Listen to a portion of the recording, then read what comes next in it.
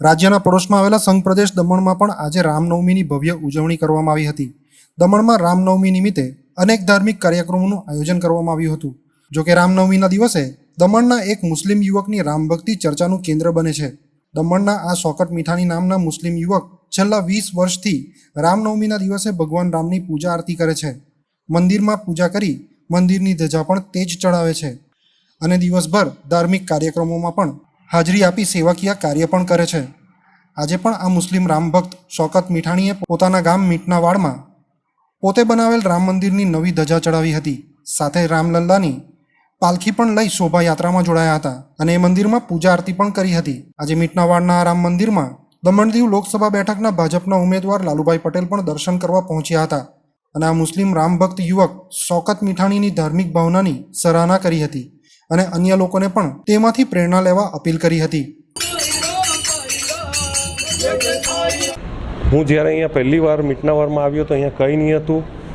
મારી રામ ભગવાન પર આસ્થા હતી. ગામવાલાએ મને રજૂઆત પણ કરી હતી. તો મારા ફાધરની ડેથ થઈ અને એની પહેલી બર્થડે હતી, જન્મજયંતિ હતી, ત્યારે હું આ ગામવાલાને મારા ફાધરના યાદમાં બનાવવા માટે મેં એમને મારું યોગદાન આપ્યું.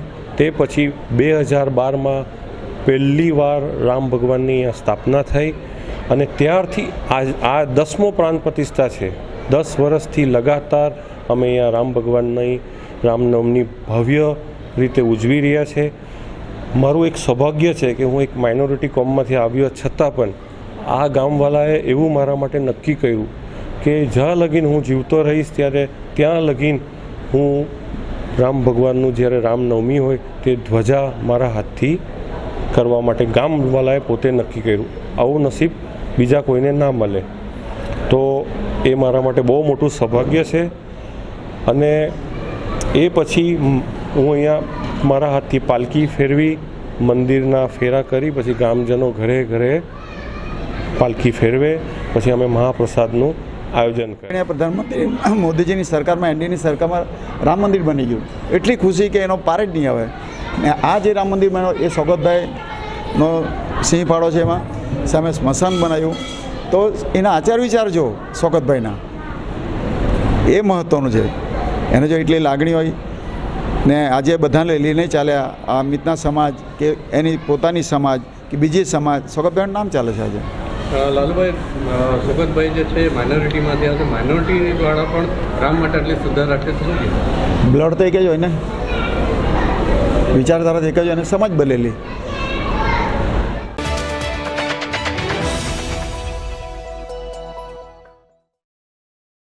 વાપી જીઆઈડીસીની એક કંપનીમાં મંગળવારે સાંજે કેમિકલ ભરેલા ડ્રમ લઈ જતી વખતે તે પડી જવાથી 3 કામદારોને ગેસની અસર થઈ હતી, જેથી તાત્કાલિક તેઓ સારવાર માટે ખાનગી હોસ્પિટલમાં ખસેડાયા હતા. 3 પૈકી એકની હાલત ગંભીર હોવાથી આઈસીયુ વિભાગમાં દાખલ કરાયો હતો. વાપી જીઆઈડીસી 3rd ફેઝ સ્થિત એક કંપનીમાં મંગળવારે સાંજે 5 વાગ્યાની આસપાસ 3 કામદારો કેમિકલ ભરેલ ડ્રમ લઈ જઈ રહ્યા હતા. તે દરમિયાન અચાનક ડ્રમ નીચે પટકાતા તેમાંથી કેમિકલ જમીન પર ઢોળાતા 3 કામદારને ગેસ લાગ્યો હતો, જેથી તાત્કાલિક સારવાર માટે તેઓને વાપીની ખાનગી હોસ્પિટલમાં ખસેડ્યા હતા, જ્યાં 2 કામદારને પ્રાથમિક સારવાર આપી રજા આપી દેવાઈ હતી. જોકે કામદાર અવધેશની હાલત ગંભીર જણાતા સારવાર માટે આઈસીયુ વિભાગમાં દાખલ કરાયો હતો. કંપનીમાં કામ કરતી વખતે કામદારોને માસ્ક કે કોઈપણ સુરક્ષા સાધનો ન આપ્યા હોવાનું જાણવા મળે છે.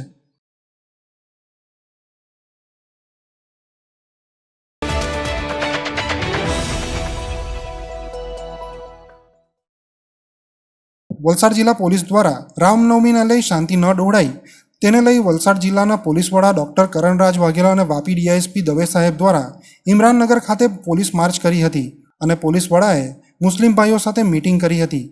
રામનવમીને લઈ એક શોભાયાત્રા નીકળવાની હોય જેને લઈ કોઈ અનિચ્છનીય બનાવ ન બને તેને લઈને ઇમરાનનગર અને બીજા વાપી વિસ્તારમાં પોલીસ દ્વારા માર્ચ રાખવામાં આવી હતી અને લોકોને સંદેશો પાઠવવામાં આવ્યો હતો કે રામનવમીના શોભાયાત્રા દરમિયાન કોઈએ ખોટી રીતે ઉશ્કેરાઈ નહીં જવું અને શાંતિથી આ શોભાયાત્રા નીકળે તેના માટે વલસાડ જિલ્લા પોલીસ વડાએ પૂરેપૂરી તૈયારીઓ કરી હતી.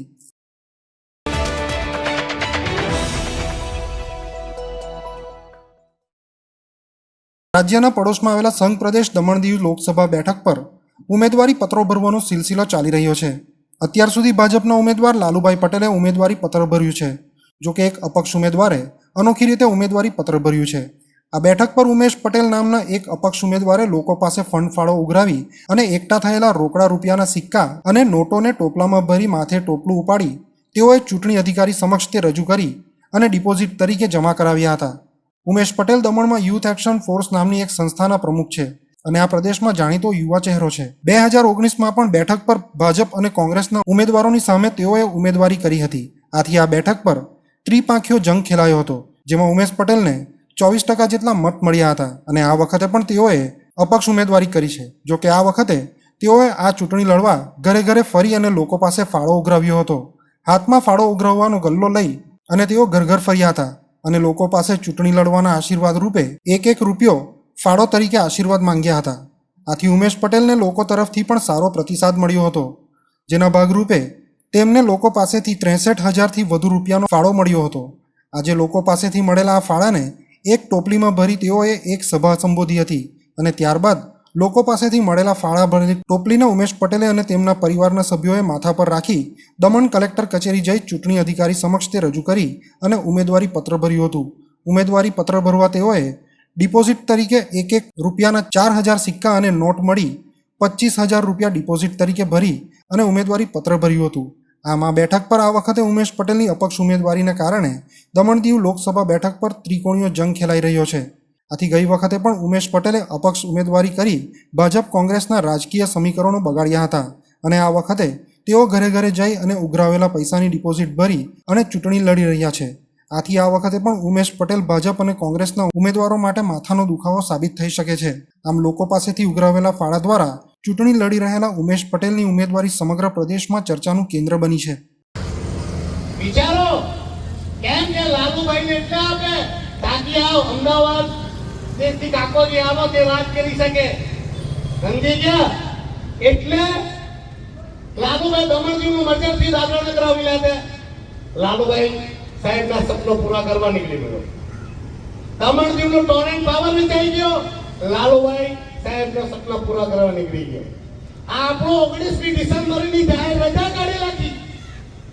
દમણદીવની 19મી ડિસેમ્બરની જાહેર રજા સુધા કાઢી નાખી ને લાલુભાઈ મજા મારે. એટલે ને આવો માણસ જોઈએ છે, જ્યાં જોઈએ તો સાઈન કરી આવે. સરકારી હોસ્પિટલમાં ઈલાજ માટે સાઈન કરી આવે. લોકોના ઘર મકાન તોડો ભાઈ કઈ મળી આવે. એટલે અને તો એવો માણસ જોઈએ જેથી એ પોતે આશ કરી શકે, પોતે રાજ કરી શકે. બાકી બીજા સમજદાર હોય તો નહીં થવા લઈને જતીમાં મહારાજજી ને એટલે ડર. એને ખબર છે કે આ અમને ચીનો જે ઘૂંટણે ટેકવાનો નથી. 5 વર્ષમાં તમે કોઈ દી લાલુભાઈ નો બેનરમાં ફોટો જોયો ભાઈ? જોયો કોઈ? અરે પ્રશાસનમાં યાદ આવે કાગળ પતી ગયું. પ્રશાસનમાં બેસેલા અધિકારીનો ફોટો હોય કે પછી લાલુભાઈ નો ફોટો હોવા જોઈએ? કોનો ફોટો હોવા જોઈએ? કોણ આપણે કોને ચૂંટીને મોકલેલો? લાલુભાઈ ને કે પેલા કાકા ને? આમાં લાલુભાઈ આમ રડતો જ જો રહી ફોટામાં તો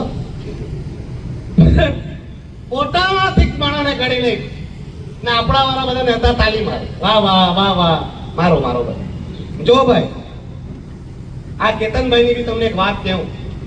કેતનભાઈ થી બી મને કોઈ ભાઈ પ્રોબ્લેમ નહીં મળે. પ્રશ્ન મને કોઈ પ્રોબ્લેમ 5 વર્ષ થઈ ગયા. આજે જેટલો જવાબદાર લાલુભાઈ છે એટલો જ જવાબદાર, તેનાથી વધારે જવાબદાર કેતનભાઈ છે. કેમ? સત્તા પક્ષ જ્યારે મનમાની કરે ત્યારે વિપક્ષની જવાબદારી શું હતી? એને તેનો વિરોધ કરવા જોઈતો હતો, પ્રજાના પ્રશ્ન ઉઠાવવા જોઈતા હતા, પ્રજા સાથે ઉભી રહેવા જોઈતું હતું.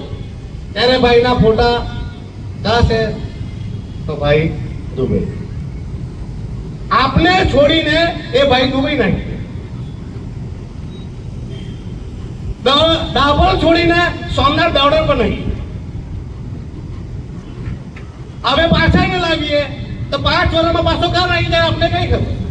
જનતાને જરા દુઃખ આવે, તકલીફ આવે, તેના માટે લડવાનું આવે, જનતા સાથે ખોબી રહેવાનું આવે ત્યારે ભાઈ નાખી જાય. બહુ બધી વાત કરવાની છે પણ હજુ તો કેતનભાઈ, મને વિશ્વાસ છે કે કેતનભાઈ બેહી જાય. કેમ કે કેતનભાઈ બી આ લોકોની ભાવનાઓ સમજવાની છે. કેમ કે આ વખતે લોકો પરિવર્તન ચાહે છે. લોકો વિચારે છે કે આ ભારતીય જનતા પાર્ટીની પૂરામાં પૂરી વિહાર કરવામાં આવે, એમના ડિપોઝિટ ખોવામાં આવે. એટલે મને વિશ્વાસ છે કે કેતનભાઈ બેસી જશે, લોકોની જનભાવનાઓને સમજશે. બાકી કેતનભાઈ ચૂંટણી લડવા માટે મેદાનમાં ઉતરવા પડે. આજે લાલુભાઈ જેદારથી ટિકિટ મળેલી જેદારથી ઘરે ઘરે ખુદા કુંદે કરે ને આ ભાઈ બાઇક ને ગાડી પર ફર્યા છે. એ ચૂંટણી લડવાની ઉભો થયેલો છે. એ તો ઉમેશના વોટ કાપવા ઉભો થયેલો છે. બાકી તમે વિચાર કરો, ચૂંટણી લડવાની હોય હું તો લાસ્ટ 5 વર્ષથી ઘરે ઘરે ફર્યા કરું. લાસ્ટ 7 મહિનામાં મેં 8 ચક્કર માર્યા ઘરે ઘરે. કેતનભાઈ કેટલા માર્યા? આજે ટિકિટ ડિક્લેર થઈ ગઈ ને આજે 20 દિવસ થયા, ખાલી બાઇક ને ગાડી પર ફર્યા કરે. આમ ચૂંટણી લડાય? પણ એને ચૂંટણી નથી લડવી. એને તો કોઈના કહેવા ઉપર ફોર્મ ભરીને ઉમેશને હરાવવાનું છે.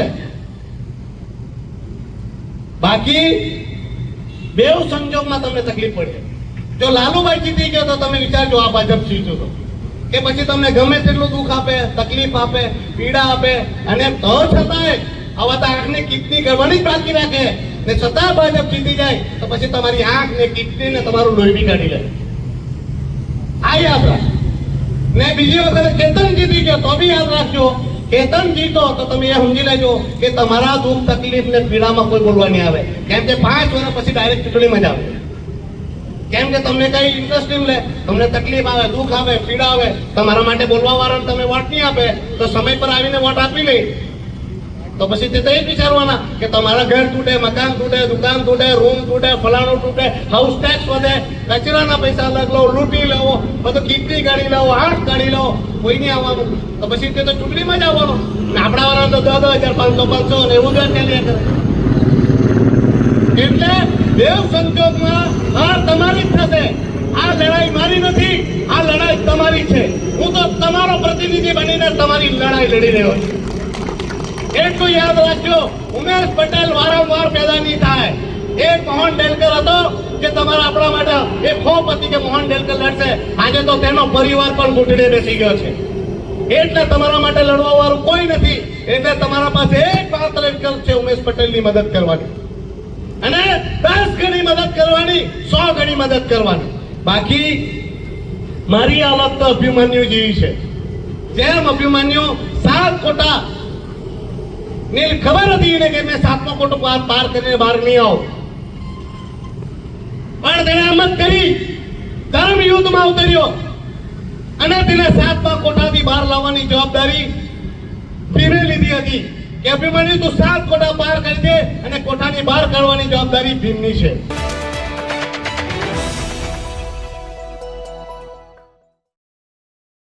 વલસાડ જિલ્લાના પારડી નજીક અમદાવાદ મુંબઈ નેશનલ હાઈવે પર વિચિત્ર અકસ્માત સર્જાયો હતો, જેમાં હાઈવે પર પૂર ઝડપે પસાર થઈ રહેલું એક ટ્રક કન્ટેનર બેકાબૂ બની અને હાઈવેની ટ્રેક છોડી સર્વિસ રોડ કૂદાવીને બાજુમાં આવેલા એક ગેરેજમાં ઘૂસી ગયું હતું, જેના કારણે ગેરેજમાં પંચર બનાવી રહેલા એક યુવકનું ઘટના સ્થળે જ કરુણ મોત થયું હતું, જ્યારે અન્ય એક યુવકને ઈજા થઈ હતી.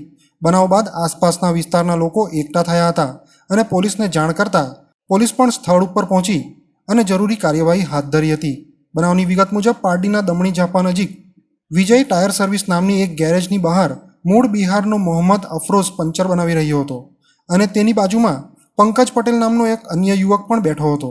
એ વખતે અચાનક જ હાઈવે પરથી એક ટ્રક કન્ટેનર બેકાબૂ બની હાઈવે ટ્રેક છોડી સર્વિસ રોડ કૂદાવી અને બાજુમાં આવેલા આ ગેરેજમાં ઘૂસી ગયું હતું. આથી ગેરેજ બહાર બેસેલા આ બંને યુવકો કન્ટેનરની અડફેટે આવી ગયા હતા, જેમાંથી પંચર બનાવી રહેલા મોહમ્મદ અફરોઝનું ઘટના સ્થળે જ કરુણ મોત નીપજ્યું હતું, જ્યારે પંકજ પટેલ નામનો એક યુવક ઈજાગ્રસ્ત થયો હતો. બનાવ બાદ આસપાસના લોકો એકઠા થઈ ગયા હતા અને પોલીસને જાણ કરી હતી. આથી પારડી પોલીસની ટીમ સ્થળ પર પહોંચી હતી અને ઈજાગ્રસ્ત યુવકને સારવાર માટે હોસ્પિટલ ખસેડ્યો હતો અને અકસ્માત સર્જનાર કન્ટેનર ચાલકને ઝડપી જરૂરી કાર્યવાહી હાથ ધરી હતી. કન્ટેનર દુકાનમાં ઘૂસી જતા આખી દુકાન કાટમાળમાં ફેરવાઈ ગઈ હતી.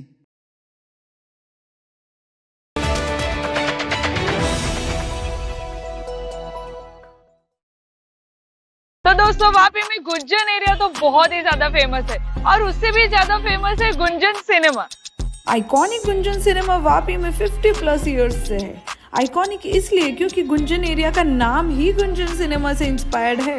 तो चलिए देखते हैं हाल ही में पूरा रिनोवेट किया हुआ गुंजन सिनेमा एक नए अवतार में। बाजीगर तो है बड़ा जादूगर,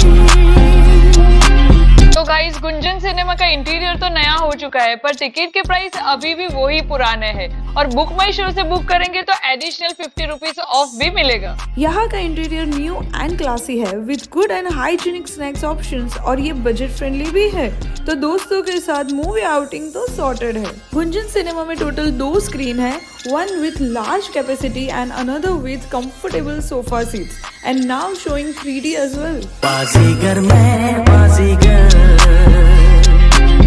दिल वालों का मैं दिलबर। So a comfortable and fun experience awaits. Visit soon Gunjan cinema Vapi. और हाँ, बुक माई शो वाला कूपन कोड जरूर अप्लाई कर लेना, डिस्काउंट दे रहे हैं भाई।